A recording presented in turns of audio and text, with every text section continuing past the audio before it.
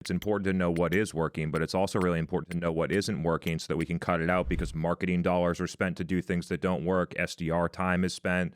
Sales is working opportunities that close at a very low rate. And when we think about efficient growth, cutting out the things that aren't working are the quickest way to start moving in that direction. I also want to kind of double click and just note this concept of volume, conversion, velocity. I think that's a really important thing. Multi-touch attribution is not going to be able to help you get those things. We need to be looking at multi-touch attribution as one tool, one thing that can give us insights and is good at certain things, but then having a pipeline architecture to be able to measure volume, conversion, and velocity in a different way.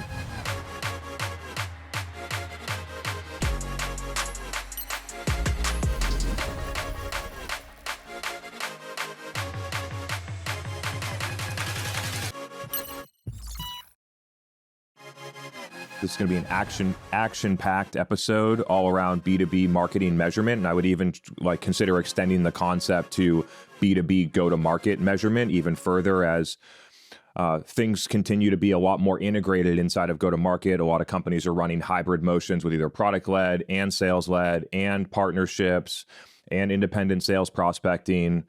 A variety of go-to-market motions that need to be measured holistically, need to be able to be looked at as an entire company. We see marketing getting a lot more involved in independent sales prospecting when it comes to email writing and outbound optimization and looking at that data. Sometimes partnerships fall under the sales department. Other times ecosystem and partnerships falls under the marketing department. And so you can see there's like an evolution about what's happening in go-to-market to be a lot more holistic across the entire team, combining all the different go-to-market teams. So looking forward to diving into that. Today, our guests, Charlie and Chrissy, the founders of CS2, a leading go-to-market operations firm. They've coined the term go-to-market operations. We actually worked on that together I think it was up to a year ago now, to really hammer home the point that a lot of things that happen in marketing operations, or historically have happened in marketing operations, extend much further into Salesforce administration and looking at the deal flow across sales.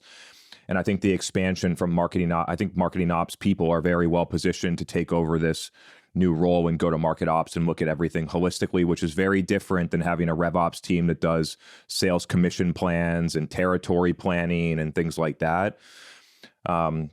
And so looking forward to diving in. They're the founders of CS2. They work with some of the leading B2B SaaS and tech companies in the world, like Gong and Drata and SalesLoft, and so have a lot of experience in very complex, mature go-to-market teams, and also very great logos and great companies. And so Charlie and Chrissy, really happy to have you back for this live event. We had a podcast that was published about 3 months ago that was a leading podcast in terms of views and listens. So really excited to have you back on the show for this live event. We're gonna go through a set of topics and questions. If you all have specific questions relative to your situation, or you want something that we talked about that you want us to dive deeper in or to clarify, feel free to drop those in the chat straight away. Stephanie's going to queue them up. When we get into questions, if you feel comfortable coming on live, we'd love to have a live discussion with you. Otherwise, you can just say, Stephanie, could you ask this question? And then we'll queue that up and she'll ask the question for you. And so with all of that, let's get into it. I think the first place to start, Charlie and Chrissy, is specifically in your experience. You see a lot of companies and how they set up their data. You see companies that are doing it really well. You see companies that when they come and start to work with you, they have a lot of issues. And so would love to sort of just talk through what are some of the most common missteps that B2B companies make when it comes to their measurement, their data, their marketing, automation, and Salesforce infrastructure? Yeah, I can kick this off. I think the first one we really see is quite more of a high level. It's not so specific around the data models, but it's more around the approach and underinvesting. Think it's going to be easier than it is, and not really trying to build a scalable data model, one that can be repeatable, one that they can grow with them, one that's actually going to give them accurate data. And then due to that underinvestment, and like Chris said, we're working with startup, scale up, B2B tech companies. Once they get the first couple of rounds of funding, they start to grow, ARR's going up, business getting more complex. They kind of missed that opportunity when they could have set up that foundation at the beginning really well to scale with them. Then as the business gets even more and more complex, it gets more complex to start to implement the right tracking, the right reporting, the right data models. So then as they start to get to that point where the board's asking a ton of really complex decisions, they've got marketing team asking a lot of decisions, sales team, now there's a lot of pressure on trying to get the data in a reportable format and data that everyone can trust, but they don't have it. So then that's when we often get brought in to try and fix everything and get everything working. But I wish the message should just get out there to like start earlier to build that foundation before you need it, because the time to build everything, the time to get everything working in CRM, marketing automation, all of your tech stack, is a lot quicker before that complexity starts to compound. And then a lot of the issues around like being able to do like year-over-year reporting, quarter-over-quarter reporting, when you start to implement new models and now your data starts from that date, it starts to create all of this friction points for companies that just want to know what's working. And I can't tell you how many companies we start to work with that really big, lots of funding, hundreds of millions in funding, and they can't answer simple decisions about what's working from their marketing programs. It's crazy that they can even get to that point. Like, great for them. They got to that point without being able to answer those decisions. But then we get brought in. It's a massive rush to try and get, the new CMO that's just come in. We need to answer these questions. Like, can you get us this data now? And then we now have to build a pretty long-term roadmap to help them get there because they hadn't invested in it earlier. I think also to add on to Charlie's, like even if they haven't invested that much into the reporting, they might also be looking at their measurement in the wrong way. And a lot of the time, issues across the revenue team, we see a lot of time goes back to lack of alignment. And a unified data model, which we'll be talking about today, can really be like a key alignment maker across the revenue team to get at them looking at the data the same way, to be able to report on all of the channels where they're getting, demand from, and sharing that, set of data across the whole team that they can align on. I think a lot of you have probably been in meetings where sales is coming with one number, marketing's trying to show their influence, and it just creates these conversations where it feels very disjointed, or marketing has just been reporting on MQLs, but they're not actually looking at, how can we tie this demand that we're creating all the way back to revenue, which is where sales is usually focused or is hanging on the hook, but really the whole revenue team. Like many of you are forward thinking, demand gen folks and marketers, and know that like it's all about revenue for the whole team to achieve against. And that's kind of the key goal and metric. But to date, that hasn't been that way. Like a lot of the times it's just the lowest, easiest hanging fruit from a measurement standpoint. And historically, that's just been kind of MQLs, which is kind of arbitrary and can be, created with whatever definition they want, where sales is kind of looking at pipeline and revenue. And it's not that tie all the way through. So that's a big issue that we see for clients when we come on board, and we try to come in and say, well, we need the alignment to be better. Let's have a set of data that the whole team can rally around and use to make better decisions, but also just to see, what's the performance, and not having to have different numbers that they need to fight each other over in board meetings and so forth. So. Yeah, we're going to get back to a couple of the other common missteps that people make. But before that, I want to make a little diversion just based on your answers. Like what are some of the key questions that companies want to answer that they're not able to answer, just to give the audience some context around like what type of things should we be able to answer? What should we have the data to be able to answer? And then I'll also note that it becomes very unproductive in go-to-market team meetings. If you have a pipeline meeting between sales and marketing and SDRs, where each of those departments is looking at different data, and then you're all reporting on the data, what happens is that you end up making no decisions. You end up, basically the whole meeting is set around not trusting the data that's presented. It becomes very unproductive in the human capital that's invested on, and then the decisions that are made downstream. So just get back to the question and the topic. What are some of the key questions that companies are trying to answer, or that they need to answer, that you help them get to? Yeah, I can probably start, and then Charlie, you can add on. But I think the biggest one when we start speaking to CMOs, which is usually the kind of key buyer we first talk to, but they're really just trying to get a sense for how is everything that we're doing from a go-to-market strategy and our campaigns and so forth, how is that turning into revenue? And like I said, they don't have that tie back all the way through. And they want to know like what channels also then, down from that, which channels as well as campaigns are actually the biggest sources to convert. So, and when we think about it, like they're sending over different, leads based on different actions that they're taking to sales or SDRs, and they want to know how are those converting? Should we invest in those areas? And so that I think that to start, just being able to tie what they're doing all the way through to revenue, and especially see it at a channel and campaign level as well, is typically what we hear first. Charlie, if you want to add on to that. Yeah, I think whenever we think of, I know we're going to get into this a little bit today, like difference between funnel metrics and multi-touch attribution. When it comes to funnel metrics, there's three major type of funnel metrics that I care about: is volume, conversion, and velocity. So when you're looking at the buyer stages and then the signals that you're sending over to sales, so that signal could be, a partner referral, it could be a marketing signal like intent, or demo request, or whatever signal that you're sending over to sales. How many are we getting? How much? What is the conversion rate through all of your buying stages to pipeline and revenue, and how quickly are they moving through the funnel? And that can then tell you which signals are the best to send to sales, so you're not wasting sales time. So many companies out there sending everything to sales, their conversion rates through the funnel are like 1%, and now that's 99% of the time of sales is just being completely wasted, and sales is not a cheap resource, so we shouldn't be wasting their time. So trying to understand what signals we should be sending to sales to be able to have the highest likelihood of conversion, the highest likelihood to turn into revenue, that's one piece of it. And then understanding the full buyer's journey. So this is more of the multi-touch side of analytics, where we're trying to track all of the different touch points across the buyer's journey and then use data models to analyze them.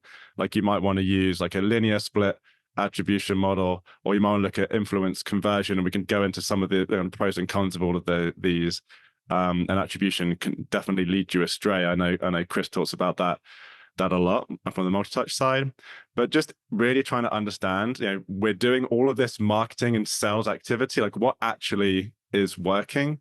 And I think particularly now, like back in, maybe pre-2020, but particularly over the early couple of first years in 2020, 2021, where budgets were really high and companies, like a lot of the companies in our industry, were getting hundreds of millions of dollars of funding and we're just throwing a load of money at everything.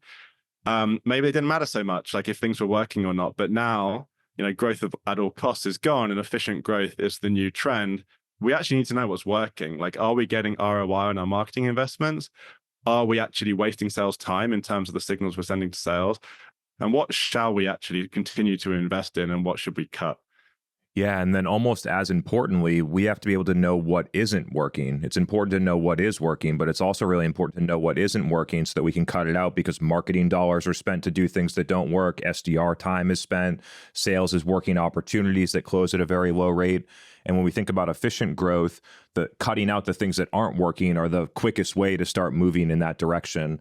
I also want to kind of double click and just note this concept of volume, conversion, velocity. I think that's a really important thing. Multi-touch attribution is not going to be able to help you get those things. We need to be looking at multi-touch attribution as one tool, one thing that can give us insights and is good at certain things, but then having a pipeline architecture to be able to measure volume, conversion, and velocity in a different way. Before we get into actually how to do this, just want to talk through what do most of the companies do today? Some people might view that as a best practice that is starting to become outdated in this era. So like, what are most companies doing today so people can understand, maybe I'm doing this right now, maybe this is what I think is the best thing, and then we'll sort of pave the way about the future. And then also trying to highlight the flaws or the drawbacks to what most companies try to do to get this done today. Yeah, so I mean, there's so many things here, but one thing I think might be interesting to start with is around pipeline architecture, like you talked about. When you're trying to get volume, conversion, velocity data from the signals that you're sending to sales, and then you're able to see conversion rates from that point, and then obviously sales efficiency through the funnel, etc. So back when we first started CS2 about 10 years ago, the data model that everyone was using for this, and one context here is that all of our clients use Salesforce as their CRM, is what we call this siloed linear data model for pipeline architecture, where you're tracking all of your data around the signals on leads and contacts. And then as your leads turn into contacts, turn into opportunities, you've got some data on the opportunity object in Salesforce. You might have some data in campaigns in the Salesforce. And you have all of these data silos to show you that buyer's journey from when this is what someone did, like a demo request from a Google ad. They went to sales worked them, and then moved them through the sales stages at this velocity into pipeline, into revenue. And that just is impossible to report on when you're tracking everything in these different data silos in your CRM. So, and that used to be the way everyone did it. So like many people on this call, you may be seen when you do this, you're trying to get a full view of your funnel data and your pipeline data, and you're creating like a lead report and a contact report and an opportunity report, or you're trying to stitch all of this data together in Excel. Like my new favorite term is Excel Olympics, which is like you're doing all these backflips and crazy stuff in Excel to just like get one view of just like how all of this is working. And maybe, pre-Series A, and you don't have much budget to do things, fine. But like as soon as you start to mature and you actually need a robust data set that everyone can trust, you can't be doing Excel Olympics in this unrepeatable way to try and get this full funnel data and stitching everything together. Some companies also try to stitch together in their BI tool, which is okay. But again, you're stitching in a place outside of the operator's system, as in the CRM, where there's still some reporting requirements in CRM. So then gets back to Chris's point earlier, where sales then pulls a report out of Salesforce, marketing's pulling a report out of their BI tool. They both come to the board meeting with different numbers because the data is being manipulated outside of CRM. So we can go into kind of what to do in a lot more detail, but really the high level here is trying to unify the data into one reportable object. So you have a record to show you the journey through the funnel to report on, as opposed to pulling all of these disparate reports and trying to stitch everything together outside of CRM. So we can go into a lot more of the details there, but high level, that's some of the issues that have been kind of propagated over the last 10 years and a solution to that particular issue. Yeah, I think adding on to the unification, it's not just like the data model, but also unifying the different signals or like channels that you want to report on. So I think historically to date, teams have been sold this like kind of series decisions, or, Marketo has on, a funnel and the stages and kind of show it very linearly. And a lot of that starts with, an MQL or a lead. And part of the reason why we try to stray away from even calling it funnel, even though everyone in the market still calls it funnel, so it's hard to fully stray away from it, is the way that we would suggest the reporting is not just, looking at an MQL. We actually reterm it and call it sales ready, because we want to ensure that you're capturing in your data just all of the points in which demand can, or someone can enter your like pipeline. And so a lot of the times the data will be missing out on outbound, and the funnels that could be started from there, they'll be missing out on partners. So deals being sent from partnerships or your channel. And potentially even other sources, like maybe they have a whole PLG model, but all that data kind of lives in a disparate system, or they haven't figured out a way to blend that into their architecture. And so only seeing things also started from MQL, you're missing out on a huge part of your business that you're not actually able to then report on all the way through to revenue. And we see that a lot where marketers are just looking at it through that lens. And as we know, people can enter the funnel even just on opportunity, but we still want that included in the reporting. And we can dive into some of how we do that. Yeah, just to sort of recap some of the challenges or what people try to do today. Number one is cross-object reporting. So you take a campaign member report and then try to match it with opportunity data, and you're looking at, 5 different objects trying to stitch it all together. That's one issue.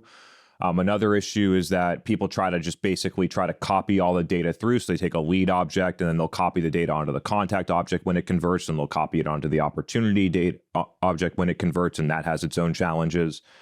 And then lastly, and I want to talk through this in more detail because I actually see a lot of mature companies fall into this trap, which is effectively trying to use multi-touch attribution as a single tool in order to achieve this outcome, where you don't get velocity conversion or any of that type of data through multi-touch attribution. So would love for you to just sort of highlight the key challenges with this method specifically, because I'm not exactly sure how we got here, but a lot of companies are totally skipping pipeline architecture. They just basically have their sales stages and then multi-touch attribution for marketing. It causes tons of downstream issues. So we'd love to get your perspective there. I think the reason why people do that is kind of well, I was going to say a no-ball reason, but that might be the wrong word. But like, they're doing it for the right reason. I think what reason why people go a bit off the deep end with multi-touch is and not want to set up just the basic pipeline architecture that's going to help them, is that with pipeline architecture, when you think of it as purely a attribution model, which it is, because if you think of attribution, it's just saying like one thing led to another, and we're trying to relate this thing to this sales outcome, right? It can be slightly multi-touch, but it is more on the single touch side of things. So when you think of like the way that we think about it is we're tracking the signal that leads to what we call the tipping point for sales to reach out. So like if you like demo request, paid ad, like a hand raiser or an event or partner or product, like a product MQL or product PQL. And that leads to sales having to follow up. And then if you're then using your pipeline architecture only to then say, okay, this is what I want to invest in, there is going to be some bias in that because it's going to say like, well, these are the signals, the one signal that led to this sales outcome. And often, there's certain signals that could be more correlated with that stage of the buyer's journey for someone to reach out. So that is like one downside in it is a simplification of the buyer's journey, kind of like anything is. But the thing is, then they kind of throw the baby out with the bathwater and go, well, the buyer's journey is so complicated. Having this more single touch model is useless. But I don't agree with that. I think you have to try and simplify, particularly when it comes to a data model. It's like the George Box quote, all models are wrong, but some are useful. It's like, yeah, well, you're just trying to create a representation of reality to help you make decisions. So you're saying, yes, this one touch point or this one signal and its relationship to the sales cycle. But then when they go into the multi-touch side, so they go, okay, well, I don't want that. I want to go multi-touch. You're saying every signal potentially in the buyer's journey has a relationship to that sales cycle. So it goes completely to the other end of the spectrum where it now says everything is working. So one thing that we always see between the two different types, pipeline architecture and multi-touch, is pipeline architecture is quite hard to set up, like for some of the complexities that we talked about, but it does give you a more simple data model to help you analyze.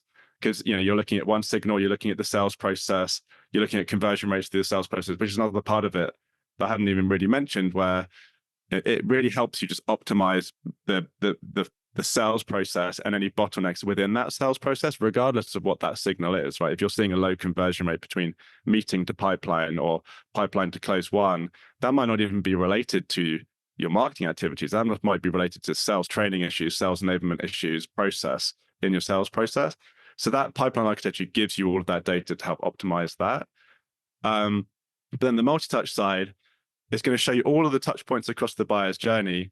Basically, depending on the model you use, kind of tell you everything's working and doesn't give you just like one core data set to help you optimize the signal that you really sent to sales, because that's the stuff that's either wasting sales time or not, and all of that sales process side. So you end up with decent information to help you to see relationship between different touch points and revenue, but it's not showing you the relationship between those touch points and the actual sales cycle, which I think is the core piece that you need first before you start playing around with multi-touch attribution. Yeah, I think the key takeaway here is this is not a binary decision, and it's not either or, which many people make it that way. It's having different things set up for different purposes and being able to use them in specific ways. Pipeline architecture to be able to measure from signal all the way through the sales process and optimize each stage of the process and optimize the marketing activities and the marketing budgets that you use to create signals, which, by the way, is most of the marketing budget. and then using multi-touch attribution, self-reported attribution, and other forms of customer research to look at all the things that happen before the signal and try and look at that data to say, what are the things that are influencing our buyers to move in market, and treating them as two independent processes rather than trying to blend them together, which almost every company does right now. And so with that, I think it's a good transition point to start looking at the new model and how companies could look at that. And then after that, we'll get into some tactical tips and implementation. And I want to make sure and just be conscious, because I see questions coming through in the chat, that we leave at least 15 minutes of time for questions. So let's move into sort of like what your view of the future and the current new best practices are related to this topic, and when it comes to B2B go-to-market measurement and marketing measurement. So I can probably start. And I think the approach that we're talking about today, I think we talked about a unified approach, or unified go-to-market approach. And I think to get tactically, what we build and suggest for our clients is we're using within CRM. For most of our clients, that's Salesforce, but you can probably emulate that in different CRMs, but using a custom object to be able to track a journey or a buyer journey, starting from when they're sales ready all the way through to revenue. I think I saw some questions still like, is this multi-touch attribution? Is it not? And so I think first we're going to talk about kind of our core place where we suggest to first measure, because a lot of marketing teams are like, where do I start? Do I start with multi-touch attribution? Do I start with pipeline architecture? Or, historically that's called, funnel metrics. It's basically like tracking people through the funnel. But the way that we approach it is just a little bit different. So it's more unified compared to what has been done historically. So we would start that, like what Charlie talked about, with looking at tracking and starting the funnel when someone becomes sales ready, which could be a signal or a source that then is when someone should get followed up with by sales, or starts to get followed up with by sales. So that could be marketing has, demo requests that come through. They say that those are now sales ready. Someone should follow up with them. That can be the signal, a very simple signal and basic, and something that you all are probably sending over to sales. And then being able to track that on the custom object, we can see how people are flowing from stage to stage. So that could be from sales ready to working. We try and keep things very basic too in terms of our stages, so that the whole revenue team understands like how people flow through your pipeline architecture. So working all the way to that meeting booked, to a pipeline opportunity, and then close one revenue. And then we'll also be able to take that source data from where that tipping point or signal was, like the demo request, which also could be from a certain channel, like, paid search, and being able to track that on the custom object record. And the reason why it's beneficial for a custom object is we don't have to, stitch the lead and contact together. We also have that history. Someone can have multiple journeys that they've taken. And so you're not overwriting historical data, and all of that lives in your CRM. So you can report back even, 2 or 3 years ago if you have this running long enough. And then another source that maybe don't get, included are, say, like outbound. So sales actually decides, oh, I saw that in the news, this company had new funding. I'm going to find a contact and go reach out to them with a custom message. Our, infrastructure that we'd set up, once that person gets moved to a working stage, that would also then be included in your reporting, and you'll be able to track that journey all the way through to revenue. Same thing with a partner deal. If an opportunity gets created and there's a contact associated, we'll, track that through the funnel. And so because of this, you'll have this one data, structure or architecture that the whole team can get insights into, from channel to the outbound, what you're doing from outbound to inbound marketing, events, so forth.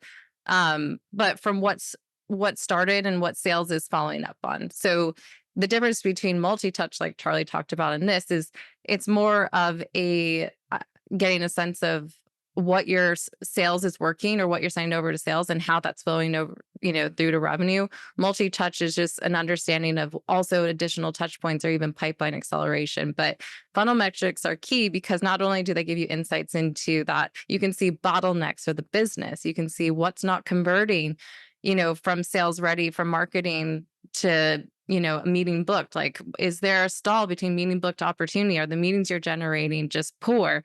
So not only does it get you those insights that marketers want to know of, like, how are things that they're producing getting turned into revenue, it also can give the whole revenue team insight into their whole sales process, and you're creating sales process for the team while you're doing this. So that's why we think it's great for marketing teams to start with this model first, and then maybe venture into multi-touch attribution. Yeah, the thing I want to make really clear here is like the differentiator here is that the old way is track all this data on the standard objects in Salesforce. I'm going to use Salesforce, kind of the core example here. What we're saying here is you need to abstract the pipeline data, so the signal and pipeline data, into a different object, so a different data layer, to be able to unify that data in one place. So you don't have to run the lead report, the campaign report, the account report, all of those reports, and then do Excel Olympics. Unify that data in CRM in a custom object. Your team still uses the typical objects. Your sales team is still working leads, contacts, accounts, and opportunities. But you're now reporting on a different object which unifies the data. And then it really allows you to have this cyclical buyer journey working within that data model, because when you're only looking at opportunities, contacts, and accounts, you can only really report on like lead source or like the first journey through the funnel or the last journey through all of these stages.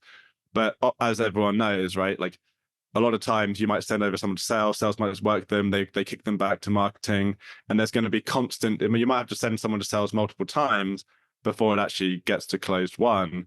And if you're reporting and all of your data architecture is on the standard objects, you're just going to be overwriting all of that data, and you're just going to be losing a lot of the data. I mean, so many of our clients, when they have it, they might have like 100 meetings in January, and then over time that number actually in the bar chart goes down because someone's come through the cycle and had multiple meetings and they've been reporting on it using their contact data. So abstract that into a different data layer in a custom object. And then you can have a one-to-many relationship between the person's journey through all of your sales stages and the actual person themselves. So when sales recycles them or kicks them back to marketing, and then they become sales ready again, you don't overwrite any data, just create another record in that data table, in the custom object data table. So now you can retain both journeys. So it's a really important kind of different way of thinking about how you're capturing the buyer's journey, particularly using Salesforce CRM. I've definitely had that happen to me before, where like in January report, we had 100 demo requests in January, but then April rolls around and all of a sudden I'm looking back at our January data and now we only have 90 demo requests. And then halfway through the year, now it's down to 80, because what's happening is that the people that had a demo request did something else. The data got overwritten. So it starts taking the historicals back and it puts all of your historical data out of whack. It's like probably, in my opinion, the number one drawback of using this method. If anyone's ever felt that, it's real. I want to highlight two other key points for marketers and demand gen people. When we have this data available, it allows us to level up from being a marketer to being a business person by being able to look at the entire sales funnel and say, hey, the conversion from working to meeting booked used to be 6%, but now it's 3%. If we don't fix this, then our pipeline and revenue is going to go down by 50% if we don't have any more volume through it. And being able to diagnose issues across the entire go-to-market, not just looking at our specific marketing campaign or channel that we own. I think there's a big opportunity to level up as marketers and become real go-to-market operators and go-to-market professionals. And then lastly, I want to highlight this point of the unified model, that today, sure, we have a lot of first-party things that are typically viewed as marketing, like form fills and event data, and PQL data and event data and things like that, but also what's happening in go-to-market. And the majority of the time where sales is reaching out, sales now is using third-party data. They might be pulling data out of Zoom Info. They might be getting data from Trust Radius. They might just be looking at an S1 report or some financial data and reaching out to their enterprise accounts. They might just have a target account list of 50 accounts, and they're just going through and recycling those accounts no matter what the signal is. And we need to be able to have insights around all those reasons that sales is reaching out, not just the things that got sent from marketing.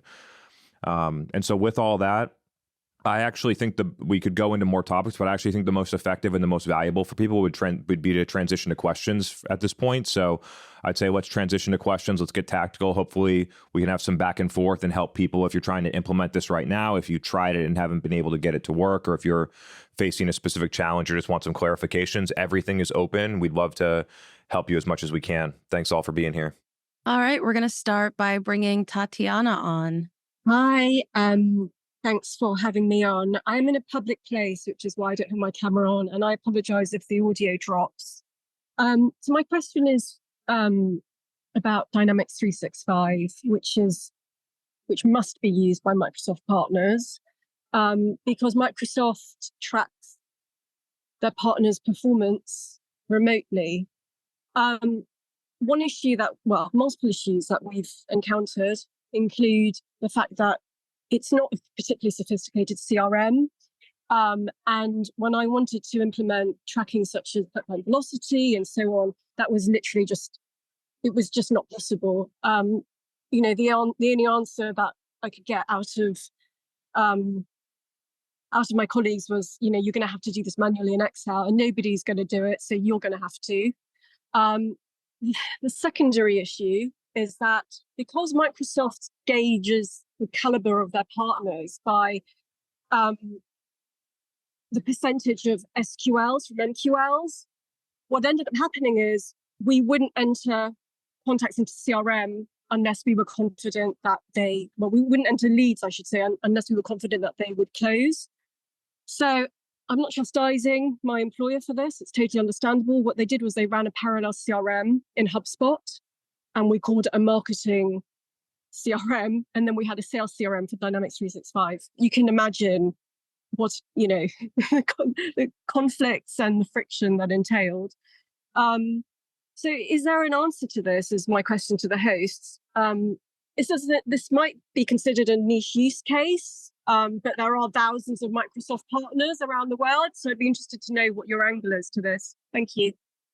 Yeah, it's not as niche as you think. I'll pass it over to Charlie and Chrissy to weigh in. But yeah, this is not the first time I've heard about this. Well, first off, it's great to hear another British accent. So thanks for the question. Honestly, first off, in full transparency, all of our clients use Salesforce, so we're definitely not Dynamics experts. The one thing that I'm curious to get Chrissy's point of view on this, though, I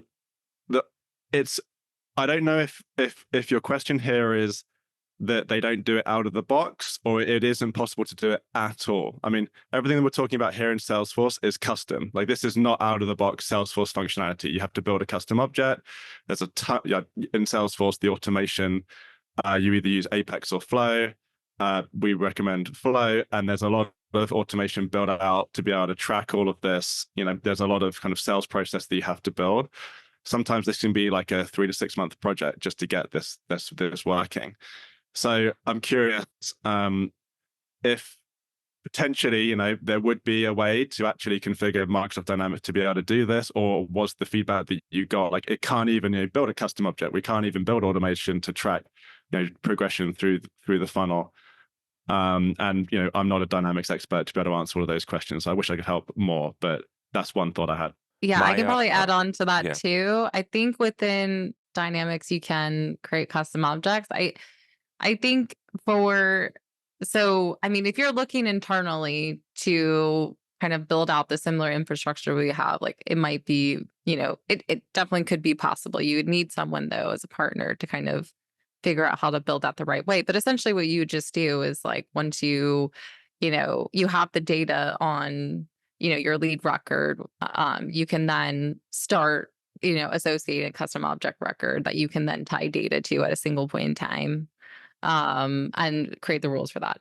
Separate from that, I would say like the some of the question that you had around, or the comment that you had around the expectations, or being gold on kind of the performance from MQL to SQL, and that being low, so you're only entering the leads when you know it's going to close. I would say like this is a common thing. Like oftentimes we come into organizations and from sales ready or MQL to meeting booked or to pipeline opportunity created is quite low. But actually this is even separate than our measurement approach, but we like to just go in and kind of identify like your definition for who should be sales ready and look at which signals that you have been historically sending to sales just might not actually be intent signals. And so you can wait, to just keep nurturing those people, educating them, but actually waiting for when there's a true buyer intent signal that's been done to send them, deem them as sales ready. And that alone, that improvement, which we've done for clients, has raised their doubled, tripled their conversion rates, and they don't actually miss out or have an impact on revenue. I think that's even the thing that happens time and time again. Companies like kind of pull back, they claw back because they're so tied to this concept of volume, and they're being gold on volume. And that's a big problem too. They're being gold on like how many MQLs can you send? And we have these huge SDR teams that we need to feed, and that cycle continues to happen, and they're still wondering why they're not meeting their goals. But they can say, hey, I delivered on what the executives like told us to do. So I think as go-to-market operators, it's a big thing that you can do is to show, even if you scale back that volume and improve your conversion rate, how little of an impact it could have on the revenue. And actually you might find improvements because you're focusing sales on the true intent sources. You're not wasting their time in places where they shouldn't be. And also from a buyer, if you're not ready or you're not really showing like active intent, latent intent, you don't expect to then have like a demo or go straight to sales. You want to probably do some research on your own, enter communities, chat with people, have a really awesome newsletter, do events like this where you're sharing expertise. There's so many other things you can do to, convert those into sales ready leads. But yeah, we're handing over those really early. So I think it's a lot of education there. And also some improvements that you can do up front. So maybe not wait until there's a deal, that's going to convert, but maybe thinking through and looking at, okay, but what actually is some other intent signals or, that have converted to date that we could prioritize as well, but take the rest out and send them, once they actually are showing intent. I'll just add a couple of notes. From my perspective, one man's opinion, Dynamics is definitely an inferior CRM compared to the other available tools, especially for mature businesses. So it's unfortunate that some companies get forced to use it. I'll also say that I know for sure companies that are deep Microsoft integration partners that still use Salesforce as the core CRM. So I'm not sure if they're using Salesforce as the CRM and they just have an integration built purely to push data from Salesforce into Microsoft to meet those requirements. But I think depending on, how much you need this, that's a potential opportunity. I'd highly recommend if you do that to use Salesforce, not HubSpot, for a variety of reasons. But that could be a potential workaround as well. I don't know exactly what they're doing, but I do know for sure that companies that are deep Microsoft partners still use Salesforce CRM. Awesome. Thanks so much, Tatiana. We're going to bring Nancy on next. Morning. This is one of my favorite sessions every week. So thank you for sharing your advice. Just this morning, I was approached with an exciting opportunity to build a partnership as a go-to market channel for a company I very much admire. So obviously, the measurement will be the contribution. Having a dedicated partnership person building up a partner ecosystem would contribute to revenue growth. So I was wondering if you can give some advice how I should go about to make sure that we have the proper infrastructure to track and measure partner referrals. Yeah. Okay, yeah. So I mean, there's so much from infrastructure from just a partner perspective, and maybe we'll focus on like the pipeline architecture side of it, where you either got a partner portal set up, or there's partner referrals, and partners are sending you deals, and you're collaborating on those deals. So our recommendation is that you don't do what a lot of companies do, which is you have some of your pipeline architecture working for like marketing in a certain way, and then you build this whole new tracking model and method for the partner side, where maybe you're only looking at opportunities, or you're only looking at like, you create like a whole new custom object just for partner deals, or you've got a partner portal kind of running its own thing over off in a silo.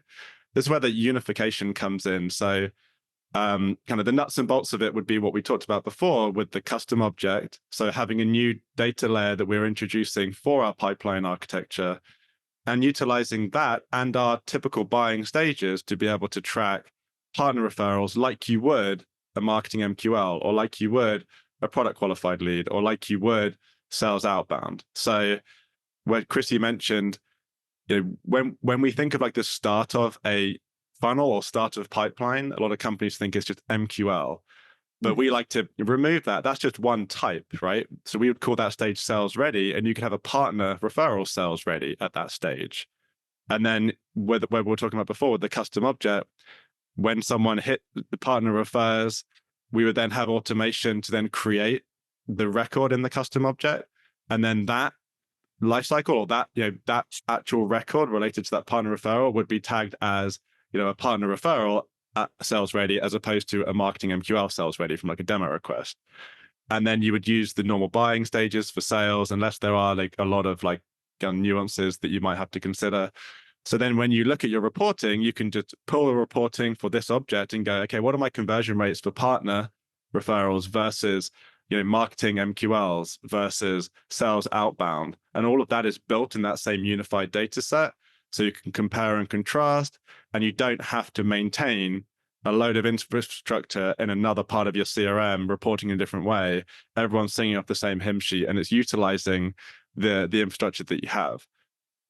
I'll add on to that, where a common problem we see too is that from the partner side, they're not really thinking. They're thinking about sometimes it's like company based, like, oh, hey, there's this company that's showing interest.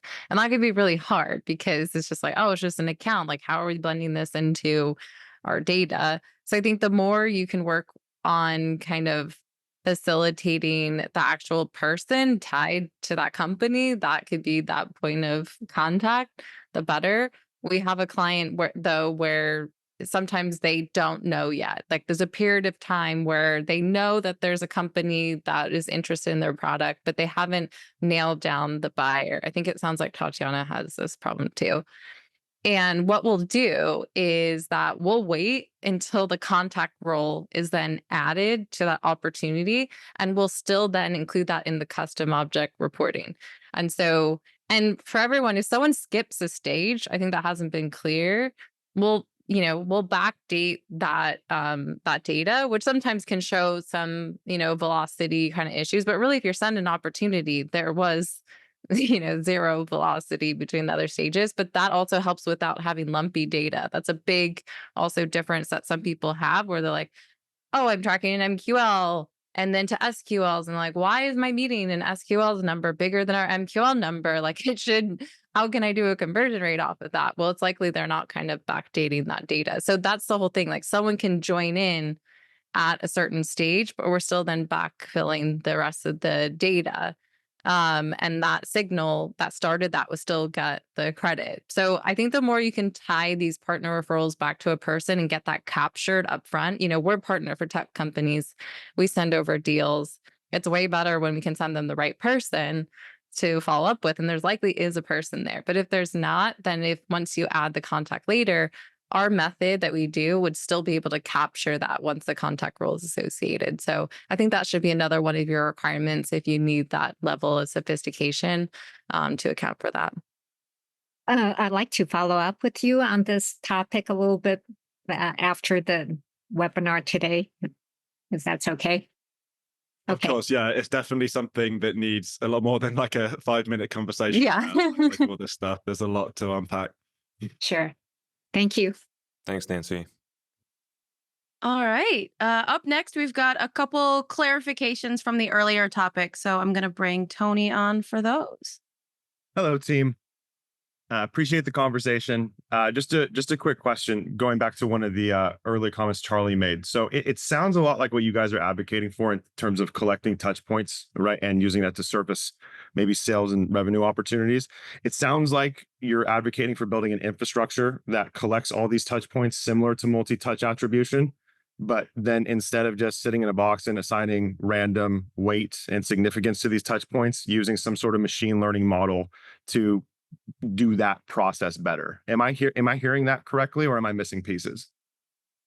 I think there's a little bit of nuance there. So I still think what you're saying there is a bit of a kind of a blending of the multi-touch and funnel metrics. Sure. So yes, we want to capture all of the touch points. Yeah, that's true. When we're trying to figure out what is the touch point that we're relating to this custom object to be able to track the signal that led to the sales conversation, we're not using machine learning for that. It's just literally like, okay, demo request comes in, we have rules to say, okay, when a demo request comes in, we send it to sales, or partner referral comes in, we send it to sales, or if you might have lead scoring when they hit the certain threshold, then we send it to sales, and then we're capturing that signal at that tipping point. So there's no machine learning having to do that. But the multi-touch attribution side, you can use machine learning to try and understand which of these touch points have had the most influence on the purchasing decision. You know, there are tools out there that will try and do that because, like, as we all know, there could be like 100 touch points before an opportunity is closed. How do we know like what actually influenced the purchasing decision? So then there's different models like the linear model where you would split the opportunity value by all of the touch points equally. There's what I call lumpy models where you're like, W-shaped models, U-shaped models, or whatever, where you're splitting the touch points by certain stages in the buyer's journey. I don't particularly like those because I feel like if those touch points are just like random points in time, are they really the touch points that influence the buying decision? Or like you said, I mean, there can be machine learning models added onto this to try and understand that. But there's always going to be kind of volume bias and other bias in that multi-touch attribution data when you're including all of the touch points.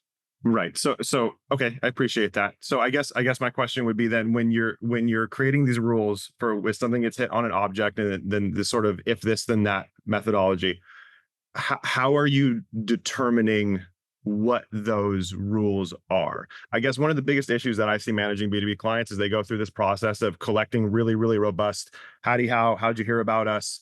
The different touch points all the way through, right? And then they sort of make these arbitrary decisions about what these things mean and what lead scoring should be and what thresholds. I mean, it's probably one of the biggest things I have to unravel every time with my clients is how did we come to the conclusion about what these things mean? So I'm wondering, and Chris, maybe this is something that you're doing. I'm looking at Paceto's website, and it might be something that is part of this, but what is the functional process of setting these standards for if this then that throughout the system, right? Because at most of the time my experience, and Chris, you touched on this a lot, it's just sort of arbitrary. We're like, well, they visited the pricing page twice, therefore they're qualified. That's an extreme example, right? But how do we go about setting these? How do we begin determining the weights and significance of touch points to make these rules that you're suggesting you build into your process?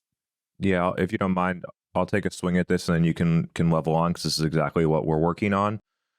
So the first thing is distinguishing a touch point from a signal. So a touch point is any digital trackable event, and there's going to be lots of them. A signal is we're investing sales resources and human capital to be able to follow up on this specific touch point. So that's the distinction. A signal has a much different cost basis than just tracking a touch point.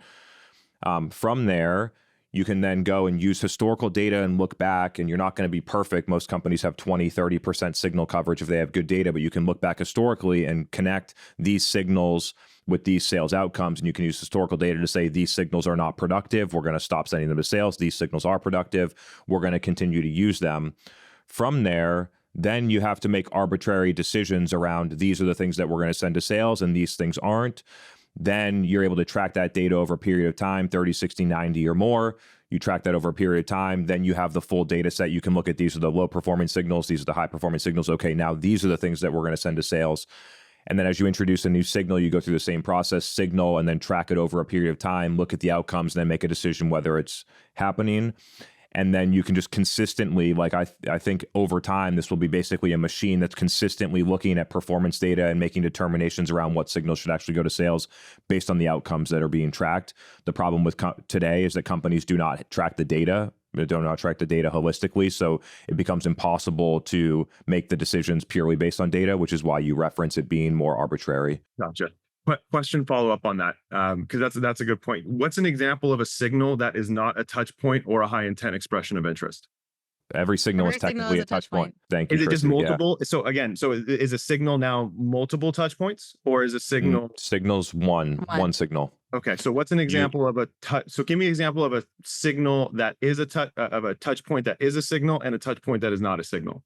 You might decide that an ebook download is a touch point that's not a signal, or an email open is a touch point that is not a signal, or somebody registered for your event is a touch point but not a signal. So how do we determine those? For my client's asking me to make recommendations for lead scoring weights and what is a buying intent signal and what is not a buying intent signal. How do I look at what's currently happening and say we should look at ebook downloads as a signal, but we should not look at 2 or more pricing page visits as a signal? How do we get to that conclusion? One place to start is, are they asking to speak to sales, right? Yeah. Is it a demo request? Is it contact us? Is it a hand raiser?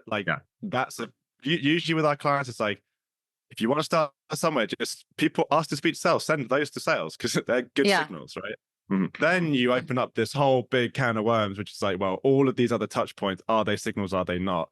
Right. Depending on where you are in the maturity of your company or the company that you're working with, you do have to kind of draw a line in the sand, use a bit of common sense and go, if I was the person behind the computer on the other side doing this touch point, would I want to be followed up with sales? And then like Chris said, you create the starting point. It is an evolving thing. You have the architecture to get the data, and then you keep on improving it. What you start with and what you end up with a year later could be dramatically different if you have the right data to improve it. Okay. So Chris, don't mean to put you on the spot here. Keep it going, man. This is a great discussion. Yeah. I genuinely want to ask. So a couple of years ago, what I remember of your philosophy was that the only sales signal is somebody asking to talk to a sales team, at least for complex B2B SaaS. How has that philosophy changed now that you and the community have sort of gotten more and more into this signal-based selling? Because again, for me, as somebody who has to functionally work with clients, it sounds like what we're saying is that there are things a user can do. There's web pages they can visit, essentially, and things they can say in Slack, maybe with keywords, that we can use to surface revenue opportunities for our clients. But we also say that as sales cycles grow longer and more complex, the subjective interpretation of funnel analysis insights leads to a fundamental misunderstanding of what compels a purchase decision. So how do those two things exist, and what's functionally happening here beyond revenue attribution getting added to like a high intent expression of interest to create lead scoring? So first thing is that to recognize that it's a spectrum of performance, that a hand raiser is probably going to be very high in the spectrum, and then other things will go down. And when you think about performance, that could be conversion, sales productivity, velocity, overall ROI, customer acquisition costs. So you have this spectrum of performance where hand raisers become the highest productivity typically. But if you look in historical data, many companies, the people that attend webinars, maybe they don't win at 5% like a demo request from Signal to Win, but you'll win them at 1%, which is a lot better than an ebook download that you win from performance marketing at 0.01% or 1 in 10,000. And so then you have to make a binary decision based on data to say at what point, at what percentage of Signal to Win does it make sense for our sales team to reach out? Is it 0.8%? Is it 2.2%? And you can do that based on your deal size, your sales velocity, your allowable customer acquisition costs, and other data like that. And just to recognize that there's a total spectrum, and some companies that are saying, hey, we can spend 36 months to acquire a customer to pay back the cost of acquiring a customer, might go down to the level where their sales team has to try 1,000 times to win one deal. But at other companies, they might say, we need to pay back the cost of acquiring a customer in 2 months, maybe because they have lower gross margins or for other different business dynamics. And that would most likely force them to only focus on hand raisers. And just to clarify my original perspective, I just think that from a marketing perspective, that it completely changes your mindset when you are focused on getting someone to raise their hand for sales about how you actually execute marketing. And not looking for an intermediate point to say, my goal is to get someone to sign up for our webinar, or my goal is to get someone to download an ebook. When you say my goal is to get someone to want to buy to a level where they raise their hand, it just changes the way that you think about and how you execute marketing broadly, which was my original point a couple of years back. Completely agree. Plus, this is all just marketing too. Like, Yeah, this is just other go-to-market initiatives like outbound. You want to be able to track in the same data model outbound and figure out, okay, well, who should sales be going outbound and what sequences, etc. You might have a product-led growth strategy. So what signals do we have in the product? Partner, we've talked about partner as well. Those are all signals as well. And a lot of those have the same dynamic where there's like the hand raiser type signal where there's like a true partner referral because their partner has actually found someone that wants to buy, or the partner's found someone who they think that wants to buy, and it's kind of a low intent partner referral that you might want to hand off to an SDR versus AE, or have these different business rules behind them. So I think also just one final thing to add to, Tony, for you to think about also too is to think about fit. And that's where is a portion too. If marketing is trying to bubble up people who are showing signals, I think you need to think also about fit, because a lot of the time, if you have a huge amount of people that are showing these signals, even raising their hand to talk to sales, there's a potentially a good portion of those that might not be a good fit for the company, or they don't match to a target account or whatnot. So you're probably already doing that, but it's like a blend of that too. And that's where you can kind of go down those like maybe other signals, where if you have a strong element of fit, then that could still be a good time to reach out and get in touch with sales, just because they're just like perfect, market fit. You can have a great ABM play across the team to go into that account. So that can be when it's worth it and we'll see better conversion. Totally. I would love for you guys to maybe put together one of these presentations where you walk us through at least like a slide by slide of how to build that model from somebody who doesn't have it. Because again, for me, it sounds like out of all of this, it's still, we have these various touch points that we assign to account, and we need to do some sort of process to determine which are important and which are not. And it doesn't involve machine learning. So therefore, it probably involves decision-making by committee, which is not good. So there's still a gap in the decision-making process here of this philosophy, of this approach to measurement, like in terms of how to bridge the gap from the philosophy to the functional execution of it. That I don't understand and some of my clients don't understand. So I'll tell you what, I'll attend an event where you guys can do like, here's an example, and here's point A, and here's point B, and here's how we got them there. That would be super helpful and something that no one else has taken the time to put together in this space yet. I think we locked in, or maybe we didn't, but I think we should lock in a date to do that sometime in May, because we were hoping to do a monthly joint event with CS2, particular around this topic. So stay tuned, Tony. Appreciate you being here. Hope you're doing well, man. Great discussion. Also, we're like a couple minutes over. So Charlie, Chrissy, thanks for being here. Thank you for sharing your expertise. Thanks for the people that stayed on a couple minutes over.